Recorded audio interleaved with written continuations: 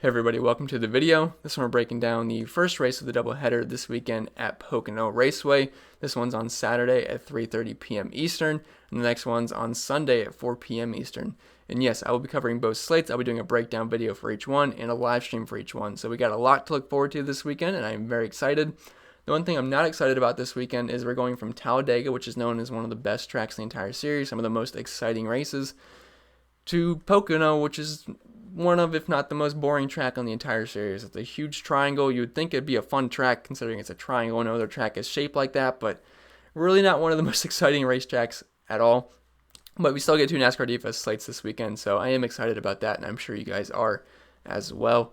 And before we continue, as always, if you guys could just leave a like, and if you're new to the channel, you might as well hit that subscribe button because I'm going to be here all season long trying to help you guys become better NASCAR DFS players. And I cover other sports as well. You're getting MLB and NBA back late July, so I'm really looking forward to that, and I'll be covering those every single day, and I absolutely love MLB, so I am very, very excited about that. But yeah, if you're going to be coming back to the channel each and every single week or every single day, you might as well hit that subscribe button and turn on that notification bell so you don't miss out whenever I post new content. And looking at my YouTube analytics, I know that 60% of the people watching these videos have not yet subscribed, so if you haven't already, I really do appreciate it. And if you don't follow me over on Twitter, I'm at ChrisPennell16. If you don't follow me over on IG, I'm at CPen16. If you don't support me over on Patreon, that's always much appreciated. I put a lot of extra work into this each and every single week, and you also get access to extra stuff that I don't post on YouTube. And we're close to 300 members now. I think we're at 293 that I last checked, so that's absolutely awesome. I really do appreciate all the support over there. So if you hit that link in the description below, it'll take you to a page that looks like this. And this is just my join Patreon page. Tells you everything you get access to. Entire NASCAR model, my cheat sheet, data sheet, which I do preview for you guys on YouTube, but do not show you everything at all. My Discord chat, my projections, which I feel have been pretty good so far this season. I had a guy hit for 24,000 last weekend at Talladega. Had a guy hit for 20K earlier in the year, and so on. It's been a pretty good year so far, and I feel like they've been pretty good. I mean, there's been some off weeks, but I think for the most part they have been pretty good. My core plays, my weekly article, which I'm working on right now. You get 2 articles this weekend. My tier rankings, my GPP exposure, so you know exactly where I'm putting my money. I can't be more transparent than that. And then my power rankings, which is a statistical based model based off of track histories, this year's statistics, all that good stuff. So if you're interested, the links in the description below. Also have MLB and NBA on here. Then I have a full season, not a full season package, but an all sports package as well if there's more than 2 sports going on. So if you guys are interested, links in the description below. But if you're not, that's fine. Let's get to the preview of this video. And as always, I forget to tell you when the live stream is going to be. On Saturday, it should be at 11 a.m. We have the race at 3:30, so it should be enough time to get that out. Then on Sunday, since the race is at 4, I'm thinking either 11 or 12. 12 would probably be nicer for the people on the West Coast, so we'll see. But anywhere from 11 to 12 on Sunday. But yeah, let's get into talking about this race. So I'm naming this Pocono 1. It's a really, really, really long title of this race, and I did not feel like remembering it at the beginning of this video. So I'm calling it Pocono number 1, and then we'll talk about Pocono number 2 whenever we can talk about that one. But yeah, this is the tricky triangle at Pocono Raceway. It is a big flat track. It's 2.5 miles in length. It is a huge, huge track. And we only have 130 laps this week, which means there's less than 100 Dominator points available. And you would think that would make picking Dominators not that important. But the thing is, most of the optimal lineups come from guys that's starting up top, and which is going to be most of our Dominators. So even though Dominator points aren't that important this weekend, I'm still going to be rostering Dominators if that makes sense, because all the good cars are starting up front, and they're probably going to finish up front. With there not being very many laps, I just want as many guys as possible that can finish up front, obviously mixing in some PD plays, but a lot of the drivers that are starting inside the top 12 definitely have a good chance of making most of my lineups. And if you're looking at previous optimal lineups since 2016, you're going to want 2 to 3 drivers starting inside the top 12. So I know Dominator points aren't that important, but getting a lot of guys starting up front, definitely a way to go at Pocono. Obviously, you're going to want to mix in some PD guys, but yeah, hope that makes sense to you guys. But yeah, you would think that a big triangle would create some exciting racing, but that's just really not the case this weekend. But yeah, that's pretty much all I got to talk about. High horsepower is important here. So looking at not recent, but similar track types, we're going to be looking at Fontana, which is a large track, Michigan's a large track, Indianapolis, which is a large flat track. So it's the most similar to Pocono, even though it's not that similar. Then Pocono, obviously, we're going to be using that as well. So we're looking at large tracks, which require a lot of horsepower. So anyway, that's it for the preview. Let's get into the driver by driver breakdown here. If my computer would load. And it did. All right, so let's scroll over here, and I gotta say again, DraftKings, man, their pricing is insane. We have Christopher Bell at 11,100 starting 36. Christopher Bell is the most expensive driver on this slate. That is insane. He does not have a one cup race here at Pocono. Yeah, I know he's starting 36. I expected him to be in that 9K range. I did not expect him to be more than Chase Elliott, Kyle Busch, Denny Hamlin. I mean, Kyle Busch is 9,300. He is the best driver at Pocono. Denny Hamlin's one of the best drivers at Pocono. He's 8,800. Like, what? What is going on with the pricing here? Now, the one thing they did do right is they priced Erik Jones above Daniel Suarez for the first time in I don't know how long. I forget what the pricing was last week at Talladega because pricing doesn't really matter at Talladega. But Erik Jones, he is 7,100. He's going to be the highest owned driver by far. But I don't want to get too far ahead. Let's talk about Christopher Bell. 11,100, starting 36. Is he a good PD play? Yes, but the thing is, he's 11,100. I don't mind fading that. Look, if he finishes top 10, yeah, he's going to be a pretty good play, especially with there not being much Dominator points, because, look, Dominator points is only 97, and if there's going to be multiple leaders this race, Christopher Bell could end up being a pretty solid play. The thing is, though, I don't think I want to drop 11,100 for a rookie here. Like, we got Cole Custer. Where's Cole Custer's running 25th? He's 6,400. He has a good history here in the Xfinity Series. That's more reasonable. I know he's not starting 36, but still, it's like a $6,000 difference. So Christopher Bell, he's very expensive. Is he going to be a good? He'd probably score around 45 to 50 points. I think I have him projected for around 45, but is that really enough at 11,100? I don't really think so. And plus, if he gets an incident at some point in this race and finishes 30th, and you paid 11,100 for a guy that's a rookie here and has had multiple incidents this season, your lineup is more than likely going to be toast. I mean, he's got a very safe floor, but 11,100, I'm not trying to get a floor. I'm trying to get a ceiling. So Christopher Bell, not one of my most favorite plays on this slate. I think the price tag is absolutely insane. If we're looking at this season's numbers, his average running position is 19.9. He has no top 5s, only 2 top 10s and 10 races that I'm using. I'm excluding Daytona and Talladega from this momentum sheet because those tracks are wildly different from any other track in the series. But he's got an average finish of 19.1. If he finishes 19th, he's going to score you around 45 points, which at 11,100 I do not think is quite enough. So Christopher Bell, he's a pretty risky play in my opinion at that price tag. I mean, he's got a decent floor, but it's a lot of salary. Now going down to Chase Elliott, he comes in at 10,700. I'd rather play Chase Elliott this weekend. He's one of the guys that I think could win this race. He's had the fastest car all season. He's first in average green flag speed, right ahead of Kevin Harvick, Brett Keselowski, Ryan Blaney, and I think Joey Logano might be 5th. But yeah, Chase Elliott, he's been fast all season. If you're looking at his average finish, it's 12.8, but he also finished dead last one of these races recently, which is going to diminish his average finish a little bit, so it could be even better. But he's been pretty solid at Pocono. He only has 1 top 5 and no wins, but he's got 3 top 10s, 5 top 15s, averaging 35 DraftKings points per race here. He's just been fast all season. I think he will be a contender here. Now, there's a lot of guys that are a lot cheaper than him that I do prefer, so I think he's a tournament play this weekend. Would not play him in cash. Because look, we have so many good cars that are way underpriced this weekend, which is I think where everyone's going to go for cash games, which I totally get because you can stack them up, and I think one of them is going to win the race. And honestly, they could all finish top 5. So spending an arm and leg for Chase Elliott might not be the best way to go for cash games, but in tournaments, I don't think he's going to be that high owned, and he could certainly win the race. I mean, no one was on him at Homestead, and he had a race-winning car, and he finished, I don't know, where did he finish? 2nd, I think. So honestly, could have won the race if Joey Logano didn't block him at the end, but yeah, Chase Elliott, I think he's a fine play. I mean, if you're looking at this season's numbers, he's been excellent. Average running position of 6.6, which is best of any driver. 1 win, 6 top 5s, which is tied for the most with Kyle Busch.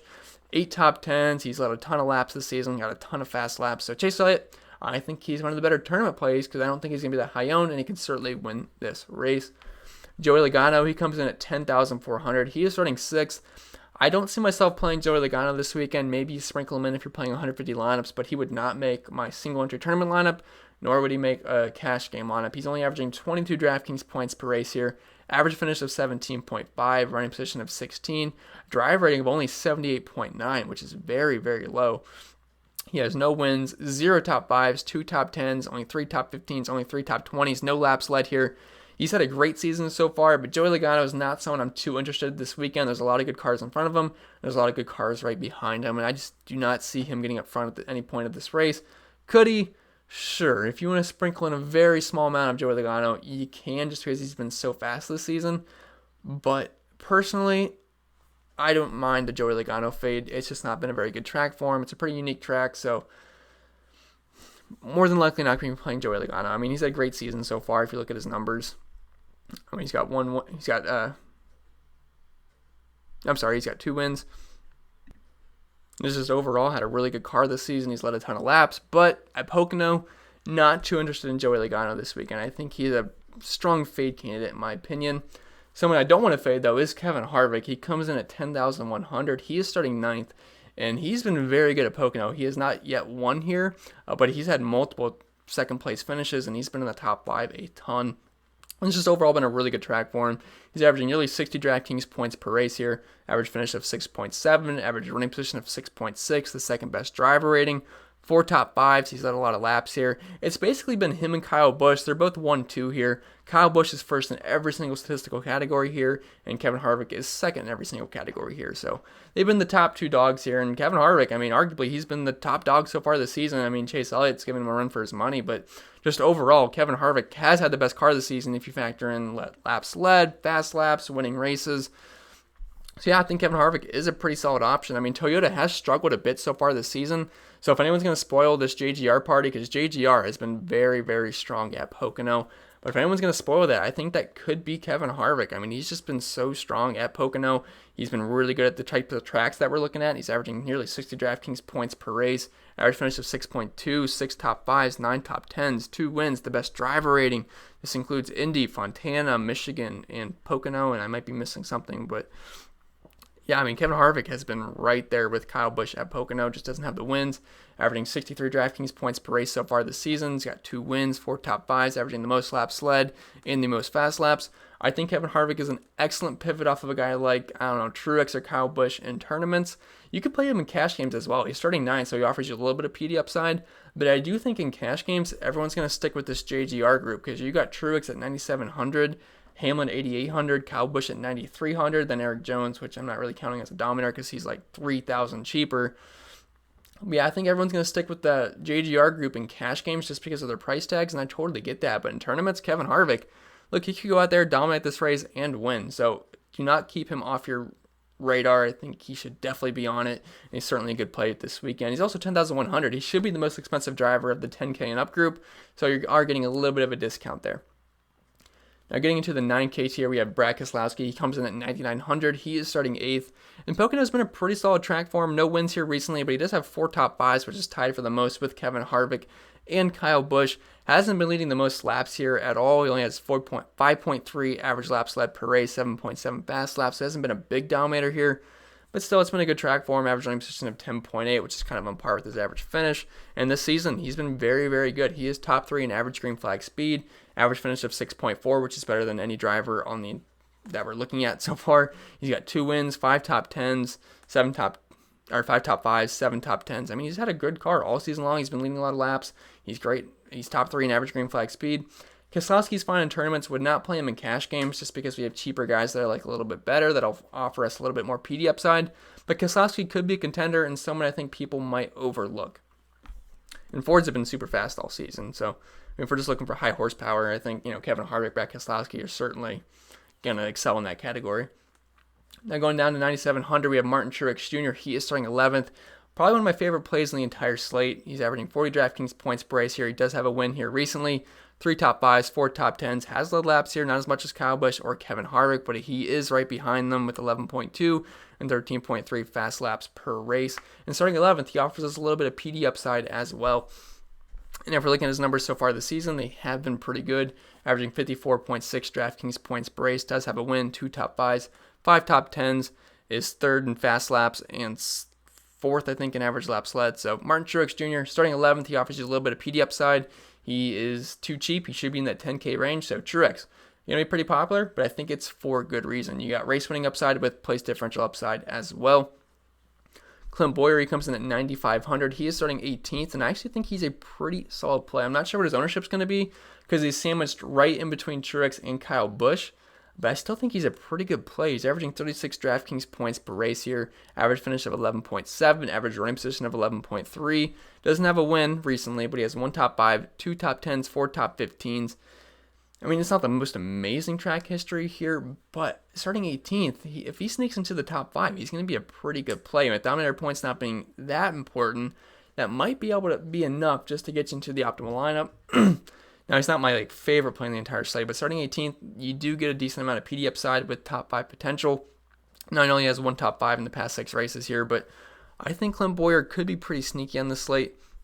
Now, if you're looking at his momentum so far this season, not the most amazing numbers in the world, but he does have an average running position of 13.9, which is much better than his average finish of 17.3, which is a little bit misleading because he has had a couple of incidents so far this season. But he has 2 top 5s, 2 top 10s, 3 top 15s. He has led laps so far this season. So Clint Boyer, he's fine. Not my most favorite play on the slate, but I do think he can be decently sneaky. But speaking of one of my favorite plays in the entire slate, we have Kyle Busch at 9,300. He is starting 4th, and he is just the class of the field at Pocono. He's first in every single category here. He's averaging the most DraftKings points per race, best average finish, best running position, best drive rating by a lot, 3 wins the past 6 races here, 4 top 5s, the most laps led, the most fast laps. There is nothing to not like about Kyle Busch this weekend. Now, I know the disclaimer on Kyle Busch is he has not really been Kyle Busch this season. He only has 1 race he dominated it, and that was Bristol. Outside of that, he's not really dominated. Now, he's been racking up good finishes, but the thing is with Kyle Busch at his price tag, we need him to dominate. But this week, he is 9,300, which means we get a little bit more leeway with Kyle Busch. If he finishes second, I'm going to be a little disappointed that he didn't lead any laps, but if he finishes second, it's not going to kill you because if he doesn't lead any laps, because he's only 9,300, and there's not that many dominator points anyway, and you'd have to assume he picked up at least some fast laps. But I think Kyle Busch can dominate this race, and it would not surprise me if he wins. I mean, he's just been so good at Pocono. And if you're looking at the track type form, he's been so good in that as well. First in almost every single category. Kevin Harvick hasn't beaten a couple of spots, but I mean, Kyle Busch, he just graded out so well at Pocono. I know he hasn't led so many laps this season, only averaging 10.9 laps led per race, and that was pretty much all from Bristol, and there was a ton of laps at Bristol, so it's a little bit misleading. But he's had a good car this season. If we're looking at Fontana, which is one of the similar tracks I'm looking at because that needs high horsepower, Kyle Busch was 4th in average green flag speed there. So, I mean, he's had a fast car this season. I think he was 1st in green flag speed at Bristol. He was top 3, I think, at Atlanta. I think Kyle Busch can certainly, I mean, one of these days he's going to break out, dominate a race, and win, and he's going to be Kyle Busch again. And I want to be ahead of the curve. I don't want to wait and see Kyle Busch dominate a race, and then play him the next race when he's 11,000. So I want to get ahead of the curve. He's 9,300. It would not surprise me if he is the most popular play on this slate. We've seen Kyle Busch be the most popular play on the slate before when he was just a little bit too cheap. I think it was Martinsville. He was 56% owned. And I forget the other track. He was very chalky as well. But would not surprise me again if Kyle Busch or, I don't know, Erik Jones are the most high-owned plays on the entire slate. But I don't want to fade it. I mean, 9,300 for a guy that's just been so dominant at Pocono. It's a very unique track, and Bristol was a very unique track, and Kyle Busch ranked 1st in every single category at Bristol, and he went out there and dominated. It would not surprise me if we see the same thing again. So Kyle Busch, I think he's an excellent play at 9,300, starting 4th. Would not surprise me if he dominated this race and won it. Now, Jimmie Johnson, he comes in at 9,100. He is starting 12th. I think he's a guy we can avoid. He just does not have a very good track record, at Pocono. He's got an average finish of 21.7, average running position of 16.3, only averaging 22 DraftKings points per race here. No wins past 6 races, no top 5s, 1 top 10, 4 top 20s, doesn't really lead laps. I know Chevys have been fast all season, so has Jimmie Johnson, but it's just, I don't see myself playing Jimmie Johnson, so it's probably going to be a pass for me on JJ. Ryan Blaney, he comes in at 9K. He is starting 2nd. And Ryan Blaney, man, you guys know he's my favorite driver, and he's been pulling through. I mean, at Martinsville, it was complete trash at the beginning. He came back, made the optimal lineup. At Homestead, he dominated, and then he just won Talladega. So he's been on a little bit of a hot streak for me. And look, he's starting right beside Aric Almirola, and I could definitely see him grabbing the lead early on. The problem is there's only 25 laps in the first stage, and then we have the competition caution. I assume it's going to come out before that. So things can definitely get shuffled up on pit road, and there's no PD upside for Ryan Blaney, so I'm a little bit hesitant to use him. I think he's a fine tournament option. I would not play him in cash games just because if he falls back, I don't want that negative PD, and there's just other drivers like Denny Hamlin and Kyle Busch that are literally right behind Ryan Blaney that I think could pass him early on, so I'm very hesitant on Ryan Blaney. See, I'm not all biased. Like, I usually always recommend Ryan Blaney, but I do have caution. I do recommend caution this week using him. He could get up front, lead 25 laps, sure. And if he gets a top 5, that might just be enough to make the optimal lineup. But I don't know. I think it's going to be tough this week. He's averaging 38 DraftKings points per race, though. Average finish of 11.8. Does have a win, and that was with the Wood brothers as well. 1 top 5, 5 top 15s. It's just he's starting way up front. I think I'd trust Hamlin more to get up front. He's just been so good at flat tracks. And I trust Kyle Busch to get up front more than I do Ryan Blaney. And plus, if Erik Jones happens to lead the early portion of the race and Ryan Blaney doesn't, it's a lot of price for a guy that might not lead any laps. So I'm hesitant on Ryan Blaney. I think he's fine in tournaments. He's been fast all season. And at Fontana, which is a track that requires high horsepower, he was second in average green flag speed right behind Alex Bowman. So he's interesting tournament play, but don't think I'd get there in cash games just because he's got really good cars right behind him. But he's been fast this season. I think he's fourth in average green flag speed, or he might be third, but just a little bit hesitant on Ryan Blaney. Coming down to 8,800, Denny Hamlin, he's starting third. I think he's going to be one of the more popular plays on the entire slate because why is Denny Hamlin at 8,800? That makes absolute no sense to me at all. And this has been a very good track for him. He's really good at flat tracks. He's really good at Martinsville. He's really good at, what's the other track I'm trying to think of? Off the top of my head. I don't remember, but just overall, he's really good at flat tracks. And my dog's barking, so 1 second. But yeah, Denny Hamlin, he's the most recent winner at Pocono, and look, he is very good here, and he should be around 10K. Not sure why he's 8,800, but he's got an average running position here of 8.2. He has a win, 2 top 5s, 3 top 10s. He knows how to lead laps here. Problem is we don't have much PD upside, but the thing is, if he finishes top 5 and leads laps at 8,800, that's all we're going to need, and I can certainly see him doing that. He's had a fast car all season long, and whenever I decide to be lower owned on Denny Hamlin, he tends to screw me. Whenever I tend to go higher on Denny Hamlin, he tends to screw me, so I can't really get Denny Hamlin right, but I do think he's a pretty good play, and at 8,800, it's not like he's that much of a risk to put in your lineup. It's not like we're spending 10K for a guy with minimal PD upside. It's only 8,800, and the guy can certainly win this race. If we're looking at his track type form, at these high horsepower tracks and flat tracks, he's got an average running position of 8.4, which is one of the best. Average finish of 8.7, 1 win, 3 top 5s, 7 top 10s. So Denny Hamlin's certainly on my radar. He is extremely too cheap. I don't understand the price tag on that. So definitely someone I want to put in my lineups. Going down to Matt Kenseth, he's 8,600, starting 22nd. Not really on my radar. Just this season, look, his numbers are going to be pretty solid overall, but it's a new, look, there's so many different circumstances. He's not in the old car he was in. He's in a new car, and he was retired. And this season, he doesn't just not look that good. I mean, if we're looking at his current momentum, he's averaging 20 DraftKings points per race, average running position of 20.6, average finish of 21.1, 1 top 15, 3 top 20s, has led no laps. Look, he's starting 22nd, so he could offer you some PD upside, but the thing is, it's only 2 spots behind of his average running position, so I'm not that confident in Matt Kenseth. I'm not sure why he's this expensive. He should not be more expensive than William Byron or Alex Bowman or Kurt Busch, so it's probably going to be a pass for me on Matt Kenseth. But one guy I really like on this slate is William Byron. He comes in at 8,400. I'm not sure how high owned he's going to be, so if he's going to be low owned, I think he's a good tournament option, but I think you can play him in cash as well. I mean, he's just been really good at Pocono. In 4 career races here, he's averaging 50 DraftKings points per race. Now, the one race, I will say, he did start 38th, and I forget where he finished, but he scored like 70-some points. So that's going to inflate his average DK points because we know he's not going to start 38th every single race. But still, he's been pretty good here. I mean, I think he's been in the past 3 optimal lineups, if I remember correctly. But he's averaging 50 DraftKings points per race, average finish of 9.3.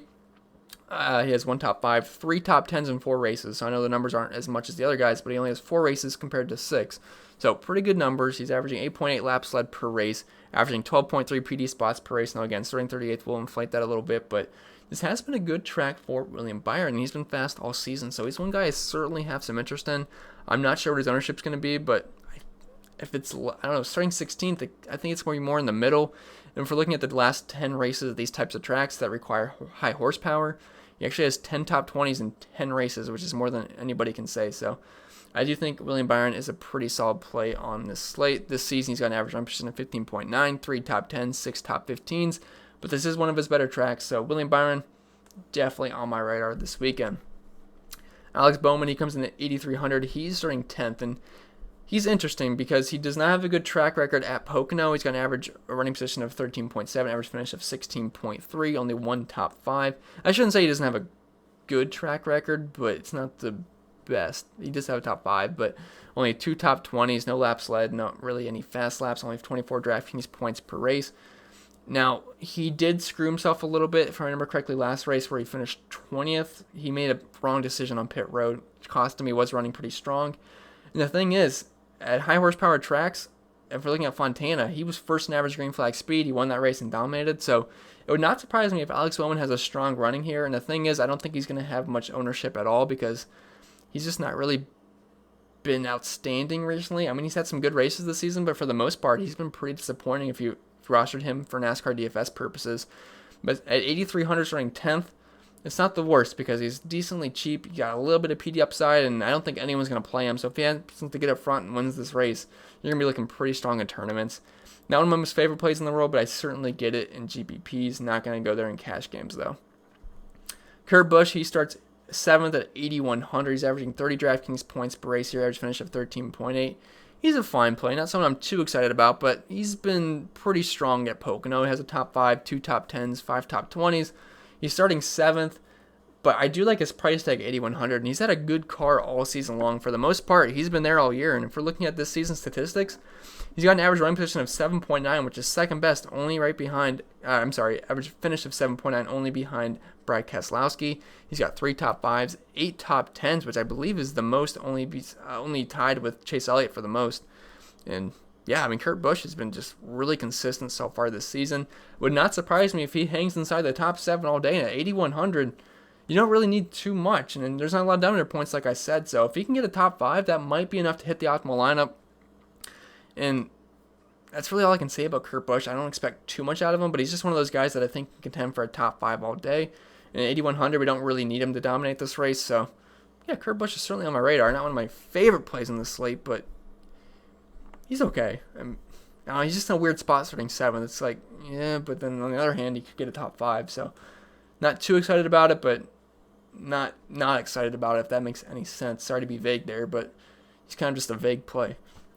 All right, going down to the 7K tier. Not a lot I like here. Ricky Stenhouse Jr., he's starting 14th, 7,900.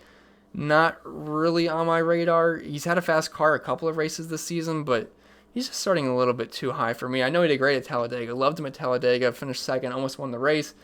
Different circumstances now. He's got an average finish here of around 20. Average running position of 19.5. 2 top 15s, 3 top 20s. But there's just better plays that are cheaper than him. So Ricky Stenhouse, not a big fan this weekend. If we're looking at these types of tracks, he's got an average finish of 23.5. This season, he's got an average finish of 22.4. Only 2 top 15s. So Ricky Stenhouse, not someone I can envision really playing. Bubba Wallace, he comes in at 7,700, starting 23rd. Again, numbers aren't going to be very strong here, so not really too interested in Bubba Wallace. He did have a pretty scary crash here I forget exactly when that was, but I think he had a brake issue, just slammed the wall. But average finish of 28 here, only 12.5 DraftKings points per race. Not even a top 20. Obviously not going to lead laps here. Bubba Wallace, not really on my radar. I think he's got an average finish this season of 21. I mean, starting 23rd, you might move up a couple of spots, but at nearly 8K, I need a little bit more than that. So not too big on Bubba Wallace this weekend. I'd much rather play Matthew DiBenedetto. He comes in at 7,600, starting 21st, and I certainly have some interest. Now, his track record at Pocono is probably going to keep some people off of him because people that have good track histories tend to be high owned. That's just how it goes these days. Used to be a practice bump, now it's a track history bump. But his track history here sucks. But again, he's in much better equipment than he's ever been now. He's in the Wood Brothers car, in the number 21 car, Penske affiliate, I guess if you want to call it. He does have 2 top 20s at Pocono in worse equipment. Now we're putting him in the 21 car. I think we can get a decent showing here. It would not surprise me if he cracks the top 15. And this actually is a pretty good price for MDB. If we're looking at this season's statistics, which I think we should for the most part for Matthew DiBenedetto just because he's in the new car, he's got an average running position of 14.6, 2 top 10s, 6 top 15s, 8 top 20s. I think he's actually a pretty solid play. I'm not sure how owned he's going to be, but definitely someone I wouldn't mind being overweight on the field on just because terrible track history here, so that should keep his ownership down, and he should have a top 15 car, but not surprise me if he cracked the top 10, so DiBenedetto, I like him. Tyler Reddick, he comes in at 7,400. He is starting 15th.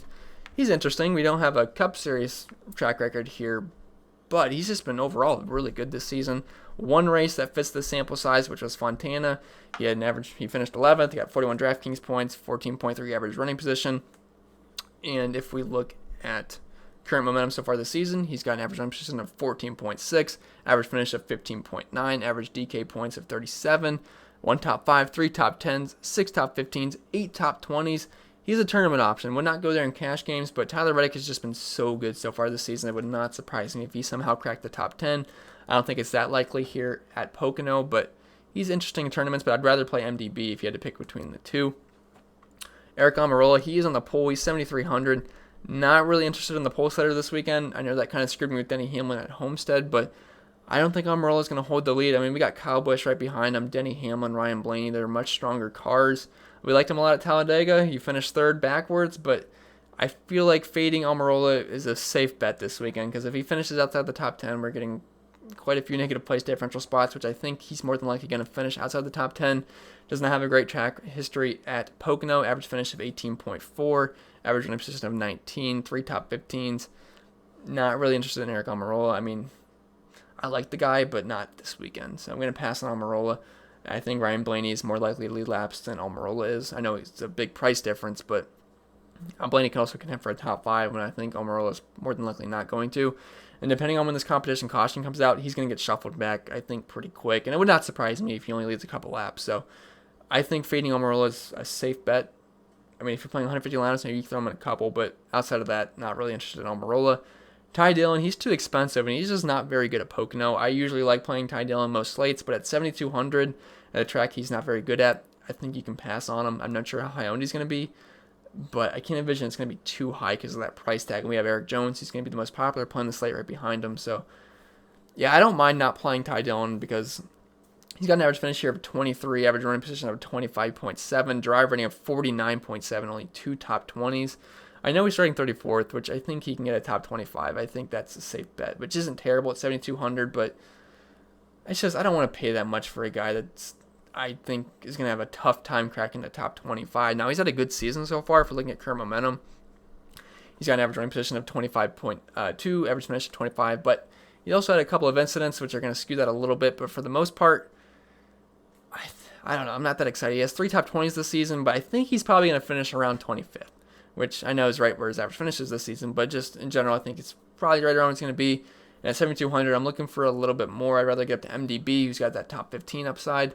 So Ty Dillon, he's just a little bit too expensive. If he was in the 6K range, I'd consider it, but just a little too expensive for me.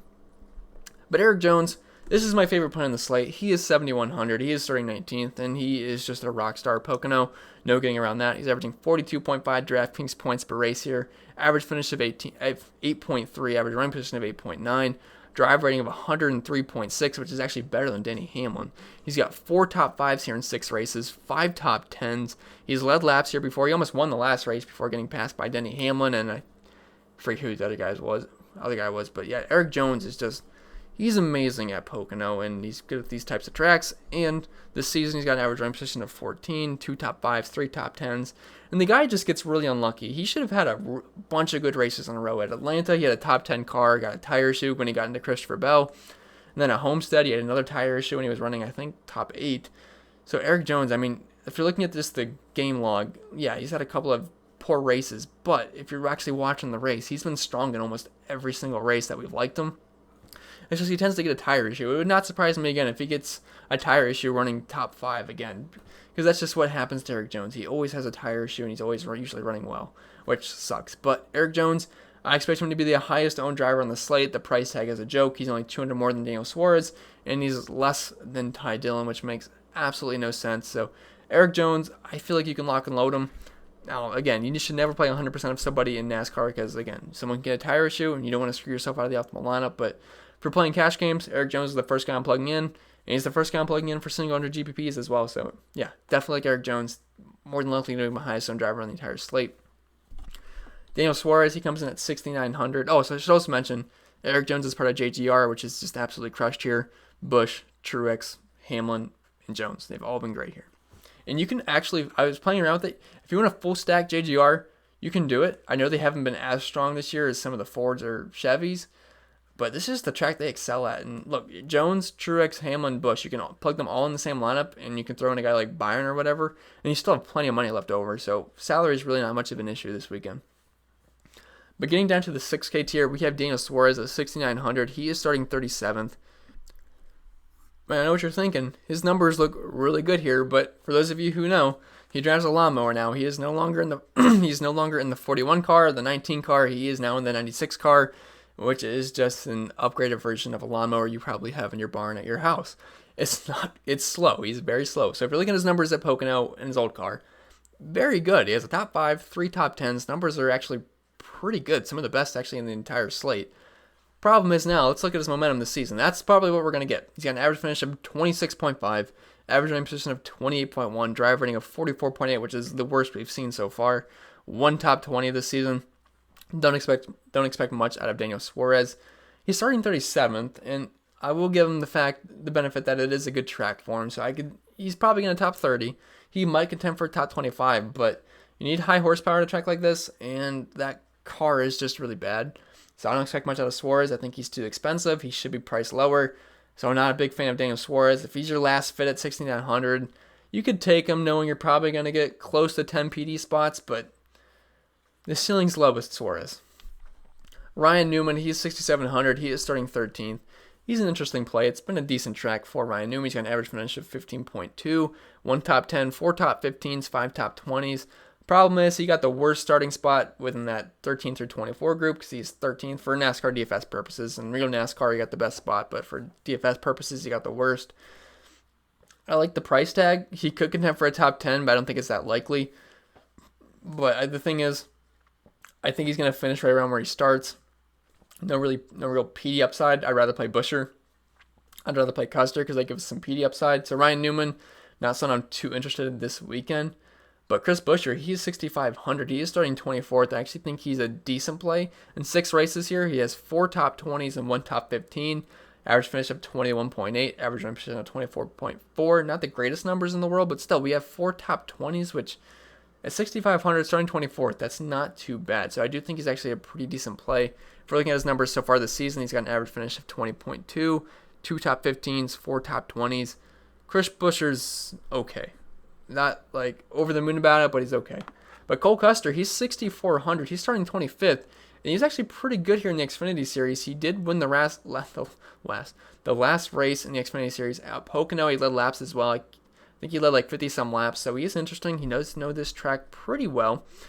And obviously we have one, I shouldn't say obviously, we do have one Cup race here. I think it was back in 2017 or 2018.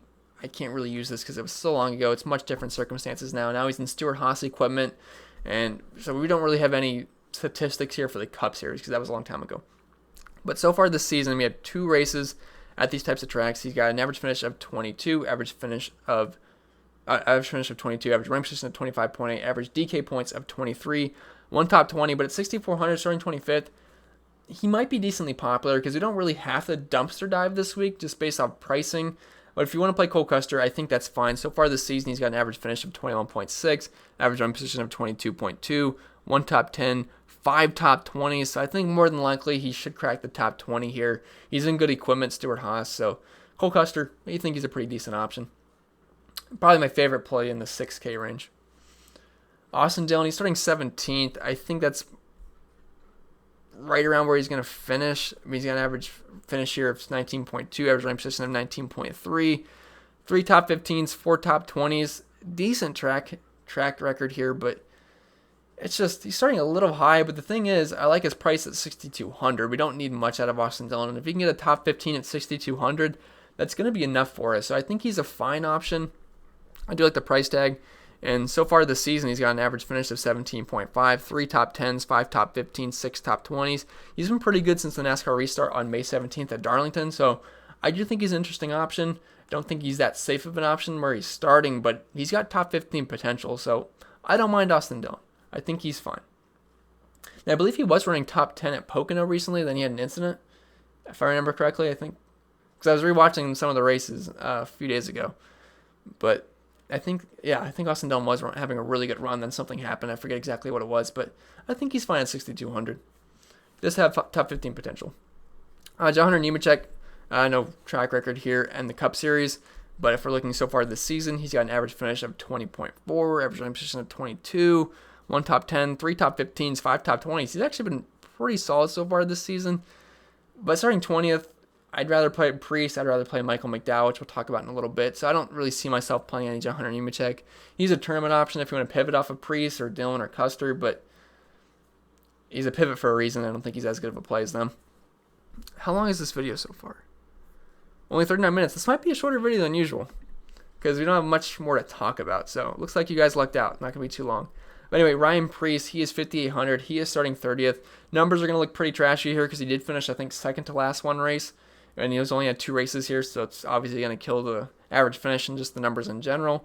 But I actually do think he's a pretty decent play on this slate. He's got an average running position of 25, and he's starting 30th, and he's 5,800. He's a better car than 30th place. If you're looking at his numbers so far this season, he's got an average running position of 23, average finish of 24.2. He's got 2 top 20s, 1 top 15.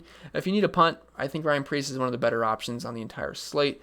I can't really say too much exciting news about him, but if you're looking at these types of tracks in 7 races, average finish of 23, average running position of 22.9, 2 top 20s, he's fine. Not exciting, but he's fine. He's starting 30th. He should gain you a couple of spots. Corey LaJoie starting 29th. Not really interested there. I mean, the car's just not that great. He's got an average finish of 30.8, running position of 30.6. Probably going to finish right around where he starts. If you're looking at the season's numbers, he's got an average finish of 26, average running position of 25.6. Not really too interested in Corey LaJoie. Michael McDowell, I expect him to be popular again. He just continues to be too cheap. He's 5,500. He's starting 26th. I think he's 17th in average DraftKings points scored per race so far this season. If I did that right, I was writing a preview article a few days ago, I think on Wednesday, and I think that's what I wrote down. He's been actually pretty solid so far this season, especially recently. Ever since they priced him all the way down, he's been starting in the back. He's been a really popular DFS play, and he just continues to pay off. But at Pocono, he's actually been okay. He's got an average DraftKings points brace of 25.4, average finish of 20.7, which is actually pretty good. Average running position of 22.7, 2 top 20s. If you're looking at these types of tracks, he's got an average finish of 21.1. Pretty much the same numbers all around, 3 top 20s. If you're looking at his numbers so far this season, he's averaging 30 DraftKings points per race, average finish of 18.9, average running position of 21.4, 2 top 15s, 6 top 20s, averaging 4.5 place differential spots per race. I think Michael McDowell is a very solid option. If you're picking between him or Preece, I feel like I almost give the edge to McDowell because he's a little bit cheaper, and he's just been actually pretty solid so far this season. So Michael McDowell, he's another good option for like the 6th race in a row. And then after that, I don't plan on playing like anybody here because we need high horsepower at this track, and pretty much everyone else below Michael McDowell is just scrub level. I mean, I'm not playing Timmy Hill, I'm not playing Brennan Poole, not playing Smithley, not playing Yaley, not playing Hauff, Bilicki, McLeod, Gase, James Davison, which I didn't even add on here. I'm not playing James Davison, which I probably should have added him on here, but he had no numbers at all, so I figured it was just a waste, but not playing any of those guys. So Michael McDowell is the lowest I'm going to go. That's pretty much going to be it for this video. It's a little bit shorter than usual, so if you made it all the way through, please let me know.